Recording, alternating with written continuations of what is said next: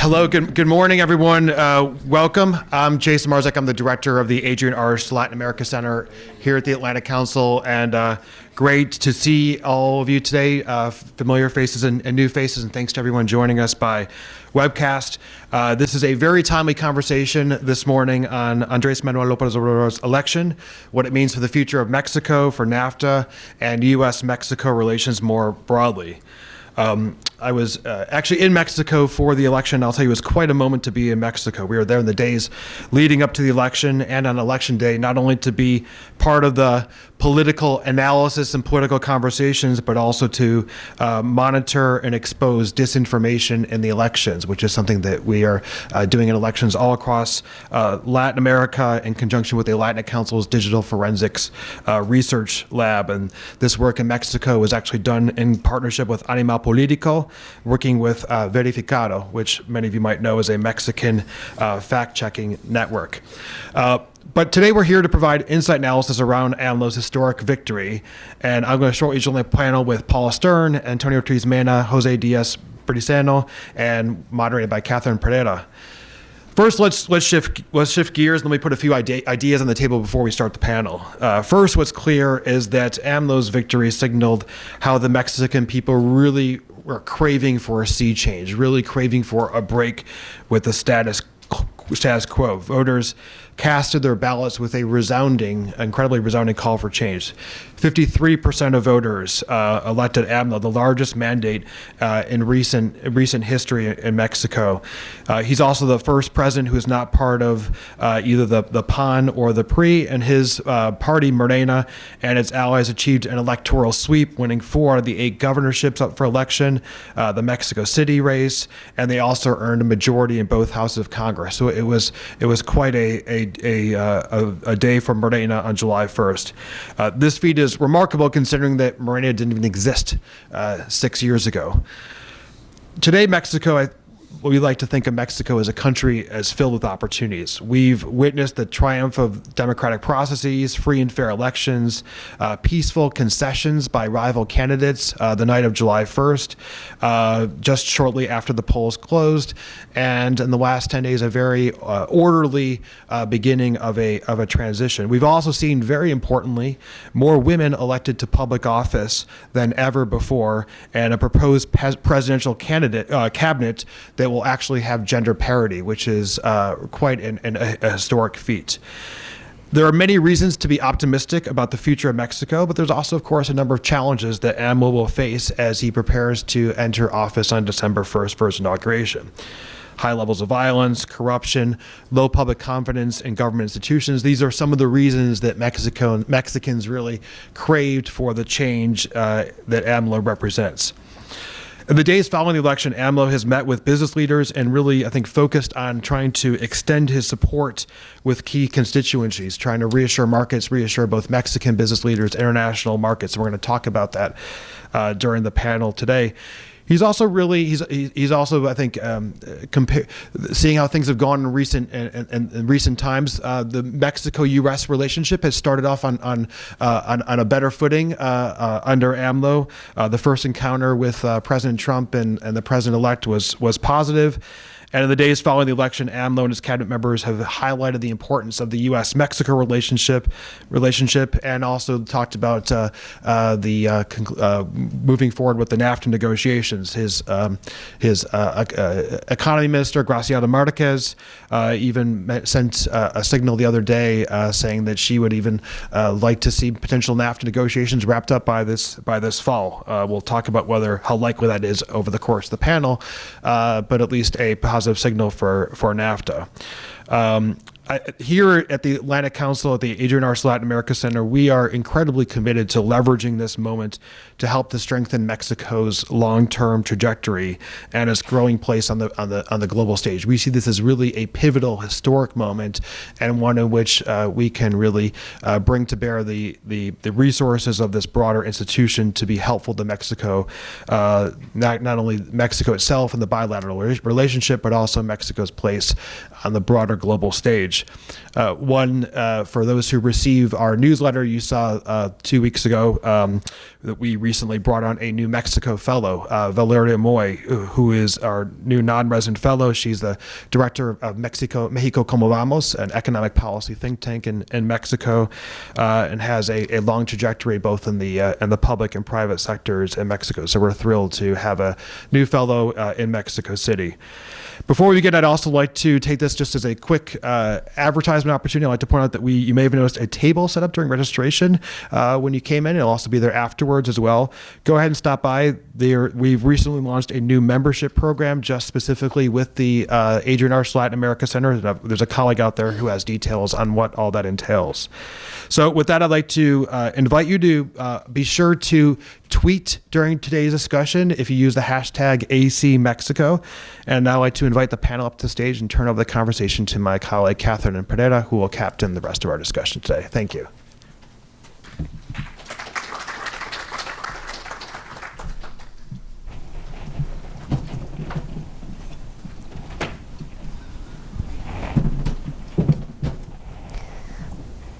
Well, thank you so much, Jason, for those remarks. I really think they help put things into perspective and set the stage for what I'm sure will be a very lively conversation. I'm Catherine Pereira, Associate Director here with the Adrienne Arsht Latin America Center, and I'm very much looking forward to engaging with you this morning. President-elect Obrador ran on a promise of change. So today we'll be discussing his vision for the future and the implications that those policies may have not only on Mexico, but as well on the U.S.-Mexico relationship. We do look forward to your questions a little later in our program, so start jotting those down. And without further ado, let me just introduce our fantastic panel. So today we're joined by the Honorable Paula Stern. She is the chairwoman and founder of the Stern Group, and of course is on the board of the Atlantic Council. In her decorated career, she served as former chairwoman of the U.S. International Trade Commission and as member of the President's Advisory Committee on Trade Policy and Negotiations. Her writings and commentary on foreign policy, trade, and competitiveness have been published among a wide array of very renowned resources, including the New York Times and Wall Street Journal.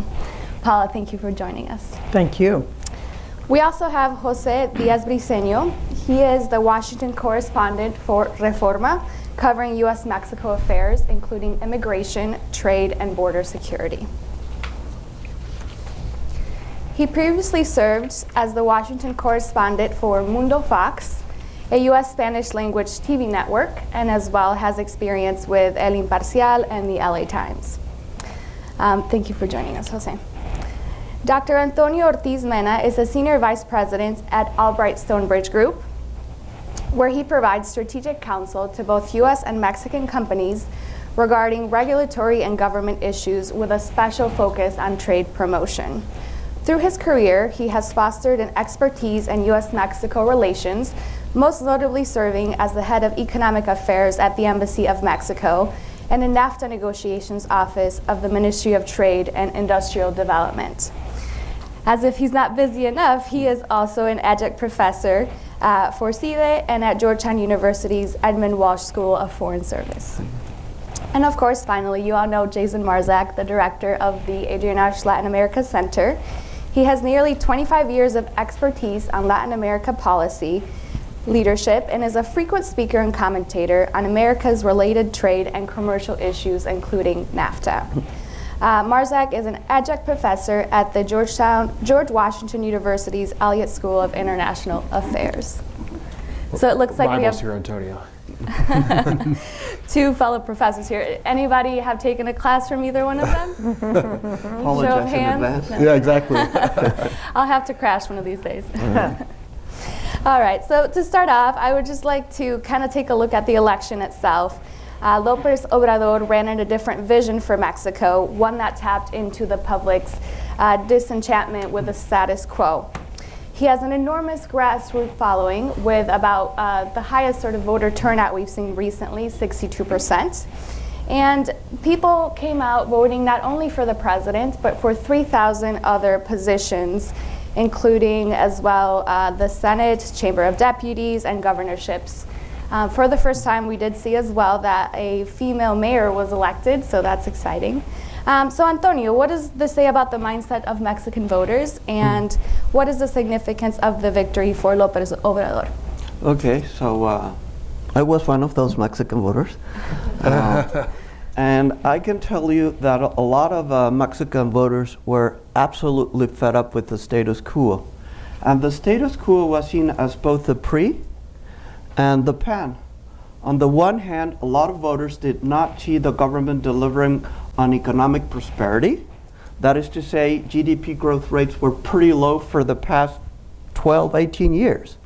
Secondly, there's the issue of violence and corruption. So a lot of Mexicans were ready to try something new. And some of the candidates said, don't try something new because things will be put in jeopardy, or we will lose what we already have. I remember, sorry, this is a professor sort of style, Albert Hirschman wrote a book called The Rhetoric of Reaction, Perversity, Futility, Jeopardy. And those three terms were used by both ban and pre to say, don't vote for López Obrador. Mexicans were having none of it. We're saying, we're fed up, we want to try something absolutely new, like a reboot button. And I think that's what happened in the election, and it is whole-scale change. This is the only other academic reference I think I will make. There's was a U.S. political scientist called Walter Dean Burnham, who's an expert on American political development, and he spoke about critical elections or realigning elections. And this is what happened. So it's more than just 30 percentage point difference. This is a critical election that will change how Mexican politics work. This is really a reset with the Mexican political establishment. Thank you. Jason, you were in Mexico for the election itself. How did it look like on the ground? And I know especially you were focused on the disinformation piece. Can you walk us through some of your findings? Sure, and Antonio, I will not bring in additional academic references. That's the last one. To my answer here. We were there monitoring disinformation, which is so critical in elections around the world right now. I mean, this is a real effort of the Atlantic Council overall, is to monitor, expose disinformation in elections. We did the same thing in Colombia a few weeks beforehand. What we saw as foreign observers, a election that was very solid in terms of its transparency, in terms of its organization. The INE, the Institute, the Mexican National Electoral Institute, is by far first in class insofar as its organization and ability to put on elections. What we saw in the disinformation space was a very polluted information environment, which is not necessarily a question of the integrity of the election, but really the use and activity of social media around the election. I think very importantly, there are some concerns that were raised by then National Security Advisor H.R. McMaster, I think it was last December, on the potential of Russian interference in the Mexican election. We didn't see any type of verifiable Russian interference in the Mexican election. What we did see is a heavy use of bots, which is kind of automatic generation on social media, narratives on social media, especially much more compared to what we had seen in the Colombian election. We did a really strong, in-depth piece on somebody who calls himself the king of fake news in his operation. And what we found was that his operation was basically, they're kind of mercenaries, and this is what we saw throughout in the social media environment, is really not trying to work for one particular candidate, but just wherever the money goes and trying to promote that individual person or that individual party. We saw disinformation across affecting all parties, and not just at the federal level. We saw it at the state level, the subnational level. But I think one trend as well is we saw a higher percentage of that disinformation trying to target the AMLO candidacy. But what we also saw was that he was pretty resilient to the disinformation that was coming out in the social media space. All of that kind of sparks, I think, for us, the larger argument of how do you go about ensuring kind of the right information space in elections, and obviously we'll have that coming up with our own midterm elections here in the United States. In this new era in which so much happens around in the information space. I think really importantly in Mexico as well, we were concerned about, Mexico had 72 hours before the election that all of a sudden there's silence, right? The candidates can't, there's no campaign rallies, you're not appearing on television. Everybody who is bombarded by television advertisements is no longer bombarded by television advertisements. But what we oftentimes see is in countries like that's a rife opportunity for disinformation to all of a sudden surge on social media. And we were concerned about that. We actually didn't, we saw some increase in that, but not the level that we were fearing. I actually kind of faced the fact myself that I couldn't get all the details I needed to put the spotlight together directly from the website, so I had to diverge to other sources to kind of get the news I needed because of that pause there. But Paula, I would like to hear from you a little bit about how the election was felt here in the U.S. Of course, as Antonio mentioned, the U.S.-Mexico relationship was not the #1 issue that voters went to the polls for, definitely focusing on corruption, stagnant wages, and as well as just kind of the lack of economic growth that we've seen. So how was it felt here, and how do you think the relationship will be managed going forward? Well, thank you very much for inviting me to be part of this group. I think that President Trump and the members of Congress could read the polls that were coming out in Mexico and saw the strength of Obrador. Quickly, the president, I think, started a charm offensive as soon as he was elected. He tweeted, he made the phone call, half-hour phone call, very cordial. And in that phone call, he didn't ask the president-elect of Mexico to build a wall that he was going to have to pay for. So those are all three very positive signs. And I do believe that the president, in effect, has, if you will, Mexico where he wants it at this point. It's interesting. Mexico has been very much a big part of President Trump's success in getting elected, both from the immigration rhetoric as well as the trade rhetoric with regard to tearing up NAFTA and coming up with something else. So I think the president feels at this point that unlike AMLO, he doesn't have 6 years. The president and his party in the United States is facing an election this November. 2018 midterm elections. They're extremely important because it will be, I think, a question of whether a president who has enjoyed for the last year plus majorities in both the House and the Senate may lose that. He may lose it to the House. So this charm offensive, I think, will continue. Tomorrow, we have the president's son-in-law, Jared Kushner, going down along with the new Secretary of State, Pompeo, and Secretary of Treasury Mnuchin. This is remarkable, it seems to me, and I think that we can get on to where there will be differences, but at this moment, I think it was greeted, if you will, not unsurprisingly, with a very charming response. Great. Thank you. It's always interesting what happens on Twitter. So if you haven't followed us yet, you can always tweet this event with AC Mexico. So just throwing in that plug there. Jose, I would like to shift a little bit more to talking about the specific proposals that AMLO has put out. Of course, we know Mexico is a country that is poised for prosperity with booming innovation, a startup culture, and high levels of civic engagement. But in this time, we did see, and during this election, an unprecedented wave of violence. 100 political candidates were assassinated, as well as many journalists since September. AMLO has proposed many long-term solutions that really focus on how he can address and minimize crime, targeting unemployment, family disintegration, and what he calls a loss of values.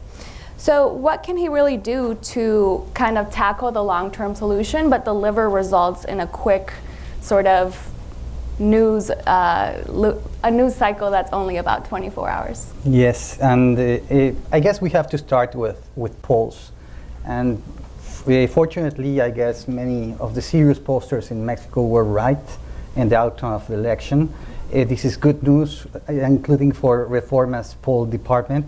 We didn't have an exit poll that day, but going into the election, the final day of the election, we published a poll where basically said that 37% of Mexican voters trusted AMLO as being the best, candidate to insecurity policy, and this is way ahead Anaya or me by far. This speaks very well of the anger that Mexican voters really confronted with this problem. As you know, Mexico faced last year more than 29,000 homicides. This is probably one of the most violent years of Mexico's recent history. We're still waiting for final data from INEGI that's going to be published this month precisely to see if the actual homicides are beyond the 30,000 threshold. Now, there's still lots of noise out there.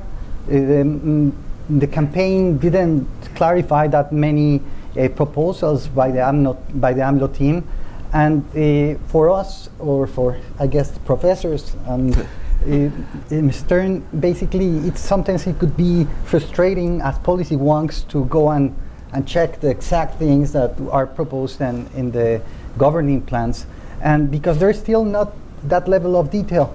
But recently, in terms of security, we've heard at least two important points that have been already presented by the transition team. And I'm picking these two because they are the most concrete of all them. You can go into newspapers or websites and find so many statements by the transition team that you'll get confused. But these two, I think, are 2 points of no return. One, the creation again of a Ministry of Public Security, Secretaría de Seguridad Pública. AMLO is going back to the Vicente Fox and Felipe Calderón model of taking out security responsibilities from Gobernación, the Interior Ministry. Will that be good or bad?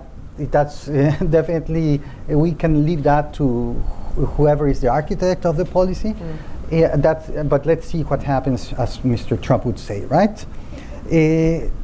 Second, AMLO in 2017 in December floated the idea of some kind of amnesty for some kind of drug dealers. This was a very esoteric, nebulous proposal that was not written into facts. He was responding to a reporter's question. But now this idea has evolved completely, and now the transition team is talking, rather than a whole amnesty, they're talking about the peace and reconciliation plan. They will be preparing this plan in the coming 2 months before AMLO takes office on December the 1st. And it's encouraging in the sense that Mexico is becoming a laboratory of what works in a peace-building process. They are thinking about, for example, amnesty for low drug offenses, for people like lookouts for the cartels who are teenagers and want a break from that. And also, for example, they are thinking about building truth commissions for prosecuting specific major and heinous crimes like the massacre of Ayotzinapa of 2014. Now, this is encouraging, but we still have to be seen. Still has to be seen what civil society can contribute to these peace building efforts. Thank you. I really think that sort of helps set the stage and clarify a little bit about what this amnesty is all about, and the fact that it's focused on that peace and reconciliation bit, I really think helps us.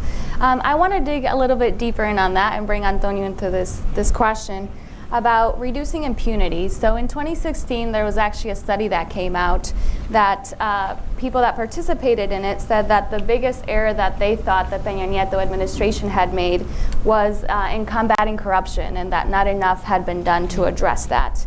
Of course, he has maybe proposed more of the public-private partnerships to engage in infrastructure projects, but also what can he really do to engage with civil society organization, and what is the actual tangible plan to deal with corruption? Well, I would say that right now, just as in security, the views regarding anti-corruption policies are very general.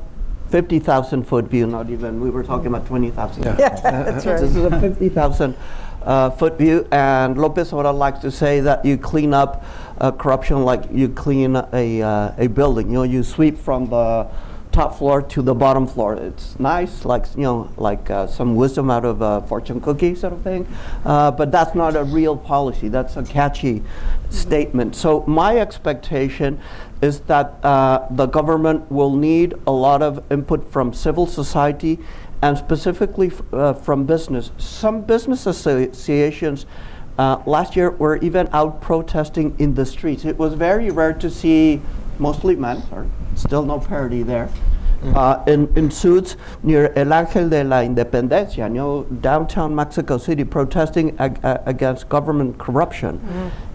So I think that there will be a lot of work between government and business in trying to develop new mechanisms to deal with corruption. And I think that you know, data flows, artificial intelligence, making some processes automatic rather than having government officials have discretion could help a lot. But this will slowly be developed. Beyond that, in terms of the future development of public policies, I think it will be very important for Mexican observers and businesses in particular to look at how policies are made. That is to say, not only to focus on the potential content on policies, but who's deciding? Is it the president himself? Is it Alfonso Romo, who will head the president's office? What is the López Obrador's final cabinet? Some cabinet positions could still change now, from now until December 1st. Are decisions based on science and law or not? For example, yesterday, López Obrador issued his 13 legislative priorities, and we were struck discussing before we came here that is usually the Congress that issues legislative priorities, but so López Obrador issued 13 legislative priorities, and among them are, for example, the revocation of a decree that privatized some water resources. You know, maybe that's a political preference, but what is the basis for that decision? You know, what are the consequences of that decision? So I think it is really important to look at the process of decision making, who is deciding and how they're deciding, and that's still to be seen.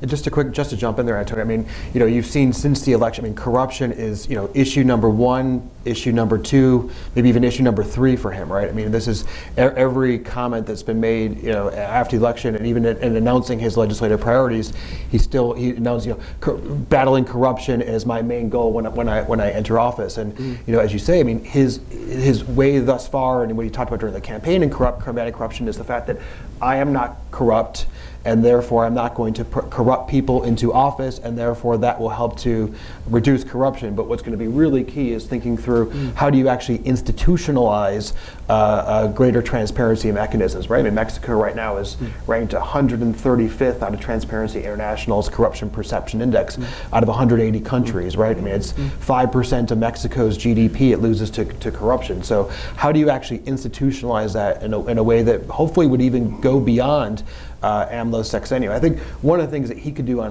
the security front as well, you know, Catherine, you were mentioning the 100+ political candidates who were assassinated. Also, the six, I think that number was 6 journalists who were also assassinated. Is go after from day one the culprits behind some of those assassinations, because that's a real stain on Mexico's political system and freedom of the press. Yeah.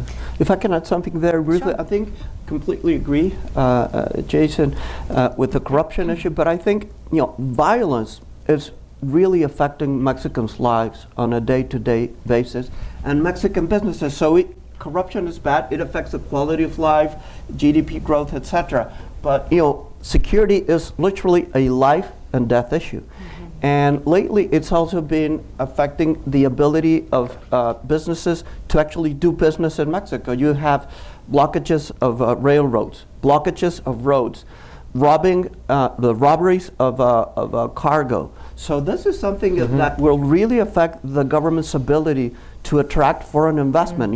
Yes, great that we're in the new Trans-Pacific Partnership. We're updating an agreement with the EU. But if Mexico does not deal with violence across the whole political spectrum, I think it'll be very difficult for the government to declare itself to be successful. So I would even put, security and combating violence and organized crime, above corruption, even though corruption got more Twitter mileage during the campaign. Just really want to highlight this. Yes, thank you. So I think there as well, something that he has focused on or proposed as a solution is to kind of address the skills gap that remains and sort of the stagnating wages and bringing people from the informal economy into the formal economy. Can you touch a little bit on that, maybe Jason, some of the things that he has put out there? Yeah, I mean, I think that's one of the kind of the sea changes in how he's looking at trying to your point, trying to reduce violence, right? Is trying to provide greater economic opportunities for Mexican youth. I mean, he comes from Tabasco, he comes from the South. I mean, he lived, and this is what has brought him to where he is. Right? He's lived the two Mexicos. He's seen the difference between the North and the South, and the disparity in opportunities. So he's really focused. I mean, we're talking about the legislative proposals put out there. One of those is tinkering with the education reform that was put forward. But he's talked a lot about providing scholarships to youth, job training to youth, benefits to the poor, doubling pension payments, and I think as well, doing things like there's programs like Piso Firme, Vivienda Digna, which provide construction materials to low-income populations, and trying to find mechanisms to ensure greater access to fair housing.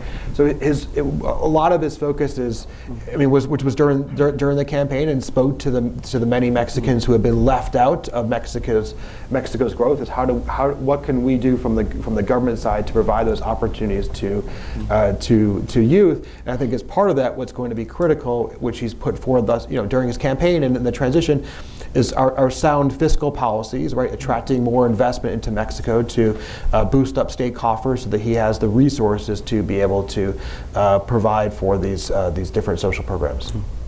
And I think as well, we all know that NAFTA is such a critical sort of building block of the Mexican economy and for the United States as well. So we have all been watching the news and have been seeing how things play out for about the last year with these negotiations. Last month, new steel and aluminum tariffs were announced under Section 232, and Mexico retaliated on some different products, which I learned today that will be a rotating list. Right now we have retaliatory tariffs on U.S. imports of pork, apples, grapes, cranberries, and a personal favorite, cheese. So on the campaign trail, Obrador said that he will not withdraw from NAFTA, that he's really looking for a win-win agreement, and if there are certain chapters that will be closed before he actually takes office on December 1st, that he wouldn't reopen them. The ministries are expected to meet again at the end of the month here in July. So Paula, could you please walk us through a little bit of where we stand on NAFTA and what the timeline looks like? Well, yes, but I just was looking at the list of the retaliation that the first phase of the Mexican retaliation for the steel and aluminum 232 decision made by the Trump administration. And in that June 5th list, my personal favorite was whiskey. And I know it's also McConnell's. Well, whiskey goes well with cheese, right? Yeah, really. Yes. And but it certainly will not be very digestible to the majority leader of the Senate, who comes from Kentucky, from which we get our good bourbon. It'll cost more, at least. But NAFTA, I think that while they're going to meet in July, and as far as I know, that's still on.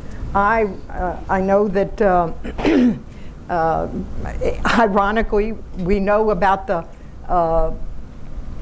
vacation schedule for the trade representative, Lighthizer. He's going on vacation. And I do not think there's going to be a lot of movement with regard to the NAFTA, wrapping it up. I think that, as I said in my opening remarks, I think the president has Mexico where he wants it. Not only is there the steel retaliation that is ongoing, but there's the threat of the auto 232, which would have a massive impact on Mexico. So I think that while there are things where the president and AMLO can agree, for example, on wage stagnation being an important question, and there's even talk, of course, of trying to in some way increase wages, particularly in the auto sector, which really sounds like a lot of picking and choosing of different industries. But they do agree on the need to deal with wages for their base, both in Mexico and in the U.S. But with regard to timing on the NAFTA, I think the Congress is now got a whole new assignment this last week, and that is the Supreme Court appointee of President Trump. And I just think that there is no rush on the part of the Congress or the executive branch to really wrap up this NAFTA negotiation anytime soon. So I think that while it might be nice for AMLO to get it all wrapped up and put it on the ledger of his predecessors' negotiations and their skills, I think this may still, from a timetable point of view, suggest that even if we have a lame duck session in Congress, I don't think there'll be a vote on a NAFTA deal. And this week we did see Graciela Marquez come out and say that they're hoping to finish by the fall. So Antonio, can you walk us through the process in Mexico? What do the calendars look like in this sort of transition period? And is the wage maybe a green light, something that both presidents can agree on? Sure, Catherine. So first of all, my expectation is that the majority of the Mexican team that's currently negotiating will stay in place. I think they're doing a great job under very, very difficult circumstances, and AMLO has recognized that. And so that ensures the continuity of technical expertise and the momentum. So there's not a huge break between, say, the Peña Nieto government negotiating NAFTA and AMLO negotiating NAFTA. I see more continuity than change. AMLO has designated Jesus Seade as the equivalent to the U.S. USTR. He's an old trade hand. He was Mexico's representative of GATT, so definitely an old trade hand. Okay, so I'm pretty comfortable. I might say I'm even more comfortable with the NAFTA team with our team that even defeated Germany, but then lost against Sweden. I think there will be more stability there. And in terms of the timeline, so the New Mexican Congress will start on September 1st. In Mexico, you just need ratification by the upper house, by the Senate, in contrast to the US where you need both houses ratifying. And as everyone knows, AMLO has a majority. So whatever the Mexico negotiates, the next government will be able to deliver on that promise. And I don't think that a final NAFTA product from, say, Peña Nieto to López Obrador would look very differently. Some minute differences, maybe regarding wages, maybe regarding labor issues, because the López Obrador government is pretty close to labor unions. So we have to see how that plays out. But I'm pretty confident that non-acceptable issues to the current government are still non-acceptable, like sunset, no. Impossible auto rules of origin, no. Very weak dispute settlement mechanisms, no. I don't see a change there. So at the end of the day, the fate of NAFTA lies at 1600 Pennsylvania Avenue Northwest, not with AMLO. So if there's a bit more flexibility on behalf of the U.S. and maybe the Trump administration says, hey, let's turn the page, let's start afresh with the new López Obrador government, I'll be more flexible, I'll get an agreement, maybe there's a chance, but still uncertain. I just have to say one word, Canada. Because in terms of Mexican leverage vis-a-vis the U.S., Canada is critically important in these NAFTA negotiations and reinforcing the positions vis-a-vis the Trump administration's demands. And maybe I'm a perennial optimist here, but I also see kind of the broader environment around where, I mean, you said before, Paula, right, that Mnuchin, Pompeo, Jared Kushner, Kirstjen Nielsen is also going to be in Mexico tomorrow. This is, and a lot of the proposals of the AMLO team thus far are things that resonate well with the Trump administration. I mean, they're talking about, doubling the wages and the border area. They're talking about the border kind of patrol force, I think is kind of loosely how you term it. They're talking about really prioritizing security, migration, and the economy, and those are the top issues for the U.S. And I think we can't forget the fact that how interlocked these issues are, right? NAFTA is, yes, it's an economic agreement, but there is a much broader environment around what's happening in NAFTA. And if the AMLO team and the Trump administration, if that meeting tomorrow is a positive one, and they're starting to see some opportunities for working together on critical issues, that could have a real impact on the ability to move forward on the NAFTA negotiations, because there is some alignment. I mean, the double, the increasing on the wages, right? That's something that the Peña Nieto team has vehemently rejected, and that's something that actually goes to AMLO's desire to improve the lives and improve the lot of those who have been left behind. And that's what the U.S. labor and the Democratic allies of U.S. labor have really had a major concern from the very get-go in the very original NAFTA agreement. Yes. So it sounds like there's actually maybe a bit of common ground and some key points that could kind of make momentum happen on NAFTA. I think we'll have to all be tuning in to see step by step and day by day if things change. But you're right, Jason, sort of highlighting how the economic relationship is the base of everything else we do with Mexico, especially, whether it be border security, immigration, energy. And I think that's such a crucial point that sometimes gets lost in sort of just the economic numbers. Millions and trillions, but what about the people, right? So that's something that we've been arguing now for the last year. But I'll end on this question because I really want to turn to the audience. I'm sure you have some fantastic questions. But Jose, walk us through this meeting that will be taking place tomorrow. It looks like on the economic aspect, there's some common ground, but I think there is less common ground when it comes to immigration and border security. So how do you see those conversations being carried out? Mexico has been a great ally and partner at the southern border to deter migration from coming into the United States, something that often goes overshadowed and not highlighted as a partner, but sort of as a somebody that is not working with us but against us, which is not the case.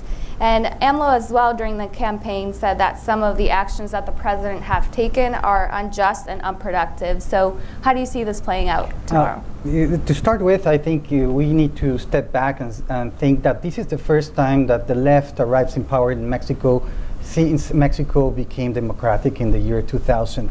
This is the first time that a leftist government will be developing a foreign policy doctrine, so even vis-a-vis the US. And still, it's staggering to me listening to you that a leftist government in Mexico is wholly supportive of NAFTA. This is something that 25 years ago no one would have imagined, and considering also that the main threat to it comes from 1600 Pennsylvania Avenue.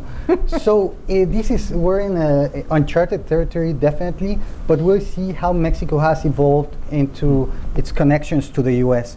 Now, I think that we need to take two things in account. One, the sheer vote of AMLO's victory gives him a lot of credibility before the US government. And I think that's reflected on the level of the high-level delegation that is going to Mexico tomorrow. I think the US government understands that AMLO has majorities in both houses, and they have to get along. But second, and I think it's important to remind, and it's not a little thing, the AMLO government will be born this way without the original sin. What's the original sin? Well, the original sin that the Mexican Peña Nieto administration was not able to take out of their neck was this invitation to Trump when he was candidate in August of 2016. This specific incident polluted the whole agenda because the Mexican public perceived in some way or another that the Peña Nieto administration was at the service of Trump. 85% of Mexicans from a poll in Reforma opposed the visit of Trump because he based his campaign in the hostility towards Mexico in border security, immigration, and trade. Just to end with this, I think we have to step back also again and think about what has been the policy of the current administration towards Trump. And I think it's not being given enough credit to them. I think because of this original thing, everything is being polluted, and there's been lots of efforts either on trade, on immigration, on border security, to do what? Well, to hold the line. That's the doctrine that has been applied for the past year and a half here from Mexico towards the US, to hold the line. And this is not different than other allies like Mr. Macron in France or Angela Merkel in Germany or even Mr. Trudeau in Canada. They are all trying to hold the line and trying to avoid, the US president to bring some kind of ruckus into the relationship. And I think the AMLO administration will find this position very, very irrelevant, because if we're considering that the auto tariff threat is out there, if we're considering that campaign season is arriving and Mexico will continue to be a proxy in many U.S. states, we'll hear back the chant of the wall again, and Mexicans bringing drugs and crime. I think that I think AMLO's government will be very pragmatic, but I envision that the policies that I will put in place will be holding the line in all these topics. Well, let's hope that the meeting goes well, because there's definitely a lot at stake, but also lots of opportunities that I think we're just starting to see, right? So with that, I will just turn to the audience for questions. We'll take two at a time, and if you could please introduce yourself and the organization that you represent. Sir? Yeah, thanks very much. James Lambert from the Organization of American States. Beyond relations with the United States, I'm interested, James Lambert for the OAS.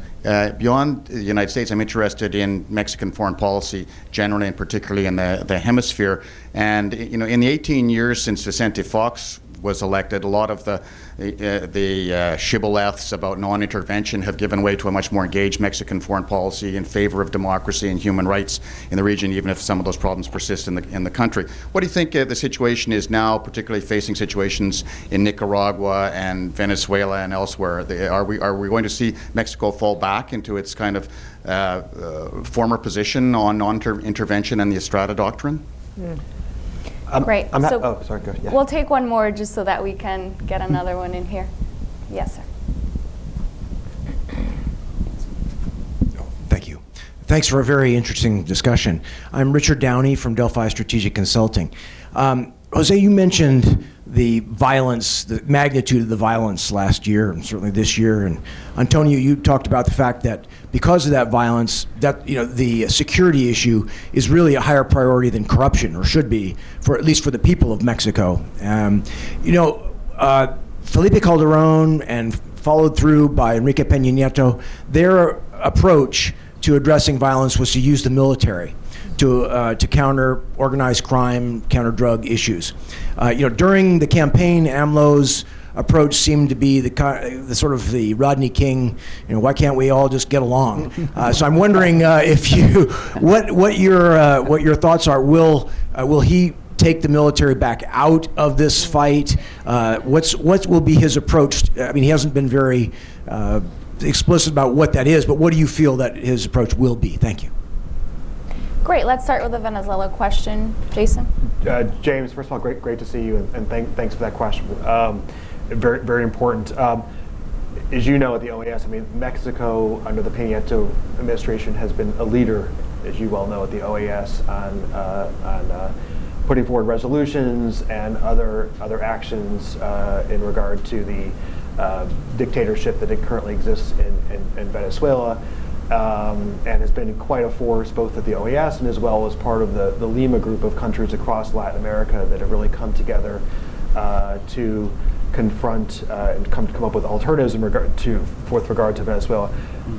I'm concerned, right? I think that Marcelo Ebrard, his very capable, soon-to-be foreign minister, said that just the other day that Mexico will not intervene in the affairs of other nations. That includes Venezuela, that includes Nicaragua, and I think that two things. One is I think that what we're probably going to enter an era in which we're going to see less Mexican leadership at the international level on the crisis like Venezuela or Nicaragua. I think at the same time, for those who during the campaign tried to falsely brand AMLO as a sympathizer with Maduro in Venezuela, I think that's completely off the mark. But I don't see him being supportive of Venezuela or the Maduro regime. But I see him as having given all the issues we were talking about in this panel, as having I'm hesitant to say this, but a Mexico first policy, right? A policy that really focuses on improving the lives of those who have been left out on Mexico, improving security, improving transparency in Mexico, and really having those be his top issues from the get-go. But crises like Venezuela, it's not separate from Mexico. You have last year Mexico received more than 4,000 asylum requests from Venezuelans, so it will be impossible for him to just kind of wall off what's happening in Venezuela from Mexico because of the implications. And I think what you're going to start to see are more and more Venezuelan refugees and migrants coming through Mexico on their way to the United States as the crisis in Venezuela continues to deteriorate. And so that's going to force him to have to focus on what's happening in Venezuela, but I don't think that will be his top priority. Great, thank you. And that second question, maybe Antonio? Yes, so just briefly on that first question, I think I agree with your assessment, but I think it's important to see how foreign policy evolves.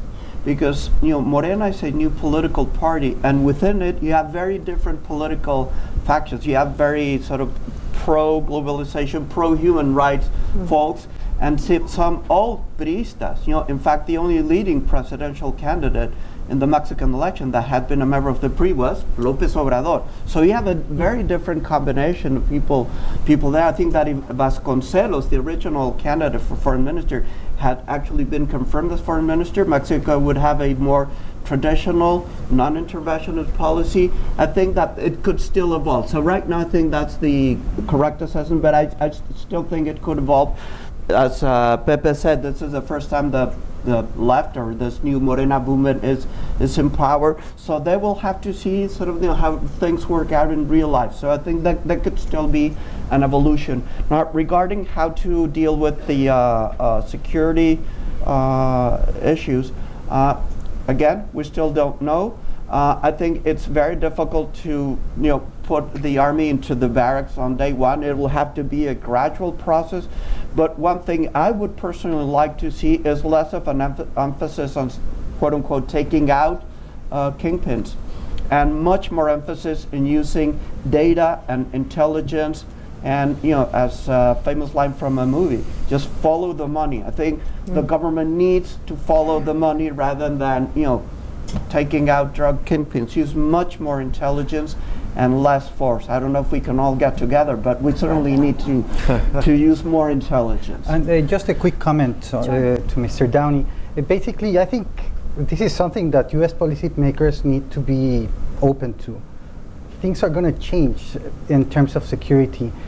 Mexico, with the dialogue that is happening between civil society and the López Obrador team in that area is producing very innovative ideas. We don't know whether they'll be successful enough or not, but they're talking about all these issues, rather dealing with truth commissions, the criminalization of some drugs, and it's very interesting because if any country can be a laboratory of new innovative security policies, that's Mexico, just because of the sheer amount of violence that is happening. I think after how many years, 12 years of strategy with Calderon, starting in 2008, 10 years, I think voters are really thinking of giving a chance to other types of strategies rather than the kingpin, downfall. Mm-hmm. Well, we always like to end on time, so if you have any other questions, please come and find us after the event. But I think we did have a very fruitful conversation, highlighting how perhaps López Obrador will be less involved on international matters, but his team has a very pro-human rights focus, so we could see that changing, as well as the level of credibility that he's going to have because how big he really won, and sort of wanting to still have the Ministry of Public Security play a big role and using intelligence and less force on that matter. So thank you so much, Paula, Jose, Antonio, and Jason for joining us this morning and for providing your valuable insights and thoughts. Please, if you are interested in learning more about how to partner with us and how to support our work, see my colleague Angela right at the table here. And as well, we also have a spotlight on what AMLO might prioritize in his first 100 days. That's been shared online, but there are also copies up front. A quick thank you to my colleagues, Patricia and Domingo, as well as Caro, Tom, and everybody else, Bryce, who helped put this together, and Melina as well. Couldn't have done this without you. Thank you. Well, thank you.